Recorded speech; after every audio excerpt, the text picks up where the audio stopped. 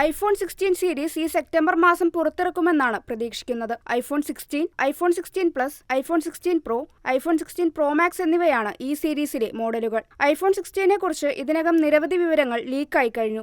അതേസമയം apple company പുത്തൻ smart phone മോഡലുകളുടെ സവിശേഷതകൾ അധികം പുറത്തുവിട്ടിട്ടുമില്ല. ഐഫോൺ 16 സീരീസിനെ കുറിച്ച് ഇതിനകം ചർച്ചകളിൽ നിർന്നിരിക്കുന്ന പ്രധാന 4 അഭ്യൂഹങ്ങളാണ് A17 ബിയോണിക് ചിപ്പും വലിയ ഡിസ്പ്ലേയും കൂടുതൽ നിറങ്ങളും ഉയർന്ന ബാറ്ററി ലൈഫും. ഇതിനകം ശ്രദ്ധേയമായ A16 പിൻഗാമിയായ A17 ബിയോണിക് ചിപ്പ് ഐഫോൺ 16 സീരീസിലൂടെ ആപ്പിൾ അവതരിപ്പിക്കുമെന്നാണ് കരുതപ്പെടുന്നത്. കൂടുതൽ വേഗത്തിലുള്ള പ്രോസസ്സിംഗും ഉയർന്ന ഗ്രാഫിക് മികവും മെച്ചപ്പെട്ട ഊർജ്ജ കാര്യക്ഷമതയും ഈ ചിപ്പ് ഉറപ്പുവരുത്തുമെന്നാണ് പറയപ്പെടുന്നത്. ഐഫോൺ 16 പ്രോ, പ്രോ മാക്സ് എന്നീ മോഡലുകളിൽ മുൻ മോഡലുകളെ അപേക്ഷിച്ച് വലിയ ഡിസ്പ്ലേകളാണ് വരിക എന്നതാണ് സജീവമായിട്ടുള്ള മറ്റൊരു അഭ്യൂഹം. കൂടുതൽ മികവാർന്ന കാഴ്ചാനുഭവം ഈ വലിയ ഡിസ്പ്ലേ നൽകുമെന്നാണ് പ്രതീക്ഷ.